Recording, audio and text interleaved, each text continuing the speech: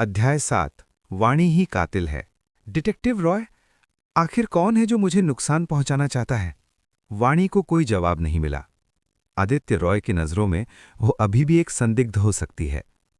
वो उसे ऐसे केस की जानकारी क्यों बताएगा जिसे सार्वजनिक नहीं किया जा सकता? माइक्रोस्पाई कैमरे की बात ने वाणी को हैरान कर दिया था। वो उलझन और डर से भर गई थी। उसके पास वहीं रुकने के अलावा कोई विकल्प नहीं था। अच्छी बात यह थी कि इस बंगले में आदित्य रॉय का कोई और परिवार का सदस्य नहीं था। आशा को आदित्य रॉय की मां ने तब भेजा था जब उसे दिल्ली से लखनऊ ट्रांसफर किया गया था। आशा बहुत मिलनसार थी। उसे लोगों के साथ आरामदायक और शांत तरीके से घुलना मिलना अच्छी तरह से आता था, जिससे वाणी और शर्मिंदा होने से बच गई थी। आदित्य से बात करने के बाद वाणी ने अपना मोबाइल फोन चेक किया और फिर अपनी कहानी लिखने लगी। दोपहर तक वो अपनी कहानी लिखती रही और फिर मोबाइल फोन चेक किया। रात के खाने तक उसने 3200 शब्द लिख लिए थे, लेकिन वाणी को इसकी कोई खुशी नहीं हो रही थी। वाणी उन लेखकों में से नहीं थी जो पहले से कई अध्याय जमा करके रख पाते हैं।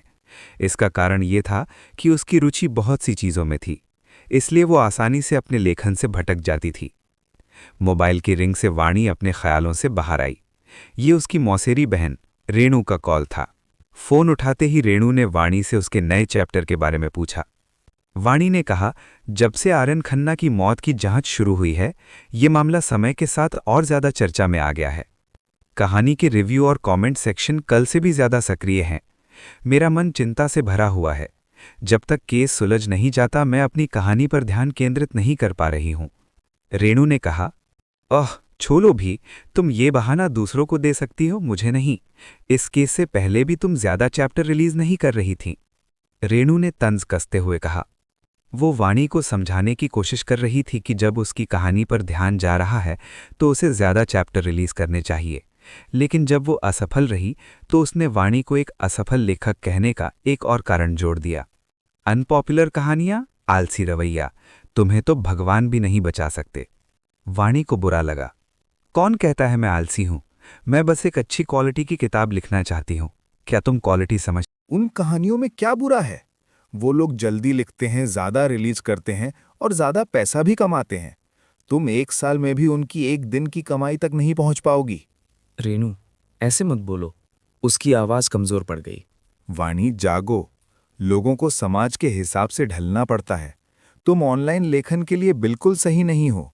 नया, अलग, तेज, फील गुड और आकर्षक, यही असली चीजें हैं। लोग टाइम पास के लिए पढ़ते हैं, साहित्य कला देखने के लिए नहीं। वाणी चुप हो गई। ये पहली बार नहीं था जब रेणु ने उसे मार्केट और लोगों की पसंद ना समझने के लिए डांटा था।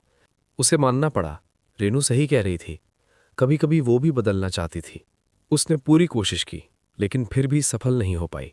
वो भी परेशान थी। मुझे माफ कर दो। वाणी ने अपने बाल पकड़ लिए। उसका सिर लगभग कीबोर्ड से टकरा रहा था।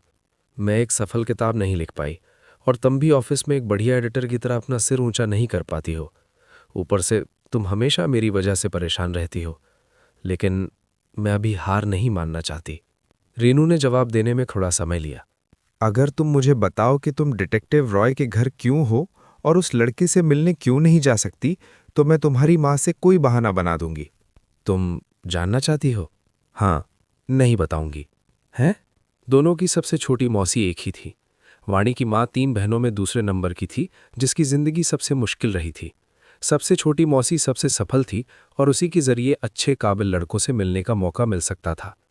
मौसी की नज़र में 26 साल की वाणी, जिसका कोई बॉयफ्रेंड नहीं है, जो घर पर रहती है और दिन भर कंप्यूटर पर अपनी आंखें गड़ाए रहती है, वो अपनी छोटी मौसी के लिए एक समस्या है। कभी कभी वाणी को डर लगता था कि उसे सुधार केंद्र भेज दिया जाएगा। अगर डिटेक्टिव रॉय का आदेश ना होता तो वो जरूर उस लड़के से मिलने जाती, लेकिन उसे रेणु को ठीक से समझाना था, वरना अगर उसकी माँ को पता चला कि वो एक मर्डर केस में फंस गई है तो वो बेहोश हो जाएंगी, और अगर ऐसा हुआ तो वाणी का लेखक बनने का सपना खत्म हो जाएगा। रेणु से बात खत्म करने के बाद वाणी ने उबासी ली और अपने कमेंट सेक्शन को रिफ्रेश किया। तभी एक नया कमेंट उसकी नजर में आया। अपना बेस्ट दो, मैं तुम्हें मशहूर बना दूंगा। अपने अंदर के शैतान को पूरी तरह बाहर आने दो। शैतान? मेरे अंदर कौन सा शैतान है? वाणी सन्न रह गई। पहले की बात होती तो वो इसे एक मजाक समझती, लेकिन अभी ये कमेंट उसे बेहद डरावना लग रहा था। लैपटॉप पर लिखे शब्द ऐसे लग रहे थे जैसे अंधेरे में कोई शैतान उसे बुला रहा हो। वाणी कुछ देर तक जमी रही, फिर अचानक कमरे से बाहर भागी। Criminal investigation unit 610 special task force के कॉन्फ्रेंस रूम के अंदर आर्यन खन्ना की मौत आम लोगों की मौत जैसी नहीं थी। उसे बिलियनर, समाजसेवी, आदर्श पति और कई अन्य सकारात्मक उपाधियों से नवाजा गया था। यही कारण था कि उसकी मौत ने समाज का बहुत अधिक ध्यान आकर्षित किया। विभिन्न मीडिया प्लेटफॉर्म्स के दबाव और प्रचार के कारण ये मामला इतना बढ़ गया कि जनता के बीच जबरदस्त चर्चा का विषय बन गया और यहाँ तक कि लोक सुरक्षा मंत्रालय भी सतर्क हो गया। उन्होंने लखनऊ के नगर ब्यूरो को आदेश दिया कि एक विशेष टास्क फोर्स का गठन किया जाए और एक निश्चित समय सीमा के भीतर इस मामले को सुलझाया जाए। आदित्य रॉय इस विशेष टास्क फोर्स का टीम लीडर था। कॉन्फ्रेंस रूम में टास्क फोर्स के सारे जासूस केस की बारीकियों को खंगाल रहे थे और चर्चा पूरे जोरों पर चल रही थी। आदित्य रॉय एक तरफ चुपचाप बैठा था, अपने मोबाइल फोन में कुछ देख रहा था और काफी देर से उसने एक भी शब्द नहीं कहा था। भुवन जोशी ने चुपके से आदित्य के फोन में देखने की कोशिश की। उसने पाया कि आदित्य वाणी के उपन्यास अ ग्रेव रोमांस को देख रहा था। भुवन जोशी एक अनुभवी जासूस था। नेशनल इन्वेस्टिगेशन एजेंसी से आए इस डिटेक्टिव रॉय को उनके यूनिट का कप्तान नियुक्त किया गया था। लेकिन आदित्य चाहे जितना भी काबिल क्यों न हो, यूनिट को सबसे अच्छी तरह समझने वाला व्यक्ति भुवन जोशी ही था।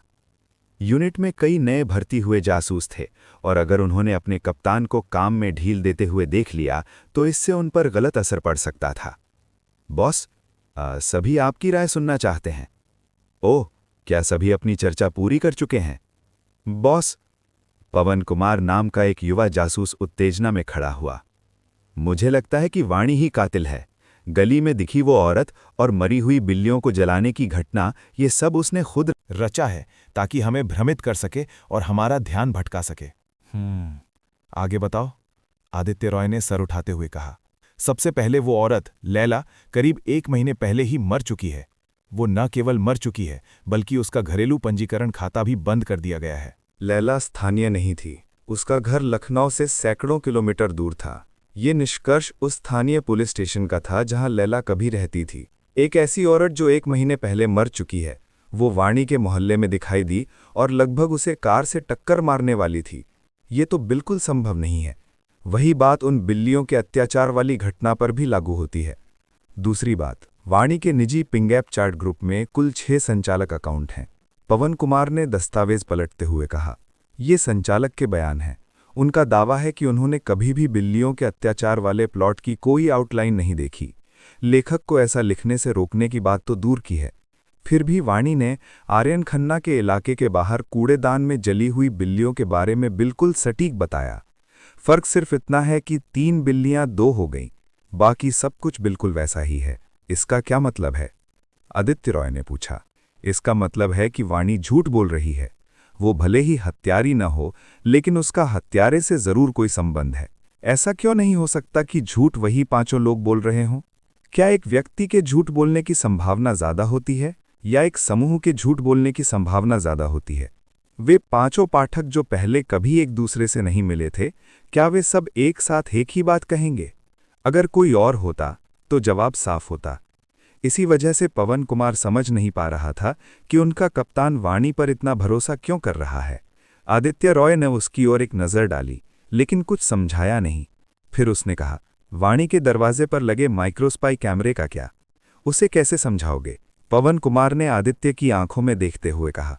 अगर वो एक झूठ बोल सकती है तो दूसरा भी बोल सकती है, इसलिए वो खुद को पीड़ित दिखाकर हमारा ध्यान भटका सकती है। आदित्य रॉय उसे देखते हुए अचानक हंस पड़ा। फिर उसने कहा, तो तुम ये कहना चाह रहे हो कि एक महिला ने जानबूझकर बिल्कुल अपने उपन्यास के जैसे एक हत्या को दोहराया? उसने एक अनजान आदमी को सिर्फ इसलिए मार डाला ताकि उसका उपन्यास मशहूर हो जाए और फिर वो जेल में बैठकर अपनी किताब का साइनिंग इवेंट करे? क्या वो बेवकूफ़ है? कॉन्फ्रेंस रूम में सन्नाटा छा गया। जासूसों पर काम का बहुत ज्यादा दबाव था। उनके लिए कभी कभी गाली देना सामान्य बात थी, इसलिए सभी इसके आदी थे। हालांकि आदित्य रॉय बहुत कम गुस्सा होता था। ये पहली बार था जब उसने इस तरह के शब्द कहे हों, और ये निश्चित रूप से डरावना था। पवन कुमार ने सिर झुका लिया। ये सुनकर भुवन जोशी का दिल भी लगभग उसके सीने से बाहर आने वाला था। बॉस, ये मत भूलिए कि वाणी एक मिस्ट्री फिक्शन लेखक है। दूसरे शब्दों में भुवन ये इशारा कर रहा था कि उसके पास सामान्य लोगों की तुलना में अपराध विरोधी और उल्टी तर्क शक्ति कहीं अधिक विकसित है। वो पुलिस के काम करने के तरीके को पूरी तरह समझकर उसी के हिसाब से अपनी चाल चल सकती है। आदित्य रॉय ने अपनी आंखें सिकोड़ते हुए भुवन जोशी की ओर देखा। भुवन जोशी इस नए बॉस से डरता था जो एनआईए से ट्रांसफर होकर आया था। जब उसका बॉस उसे इस तरह घूरता था तो उसका आत्मविश्वास कम हो जाता था। कम से कम अभी के लिए हमें वाणी से ज्यादा संदिग्ध कोई और नहीं मिला। किसी भी हालत में हमें उसे हिरासत में लेकर पूछताछ जारी रखनी चाहिए। सबूत कहाँ है? तो क्या हम अंदाजों के आधार पर केस सुलझा रहे हैं? आदित्य रॉय ने धीरे से खड़े होते हुए कहा। सबकी बोलती बंद हो गई। आदित्य रॉय ने उन पर एक नज़र डाली, फिर कहा, क्यों ना आप सब नौकरी छोड़कर जासूसी कहानियां लिखने बन जाएं? जिस तरह आप लोग कहानियां बना रहे हैं उससे तो आप सभी सनसनीखेज लेखक बन सकते हैं। कुछ लोग असहज होकर खांसने लगे, जबकि कुछ हल्के से हंस पड़े। लैला मर चुकी है। आदित्य रॉय ने नाक से फुंकार मारी। वो कैसे मरी? उसकी सामाजिक जिंदगी कैसी थी? क्या उसका कोई बॉयफ्रेंड था? वो क्या काम करती थी?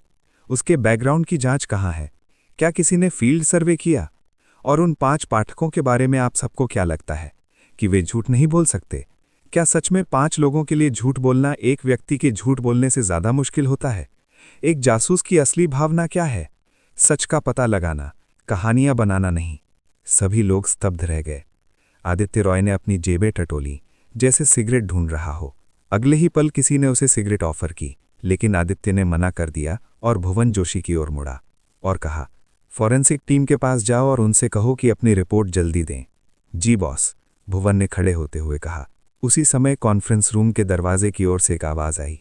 उसकी जरूरत नहीं है, मैं खुद आ गया हूं।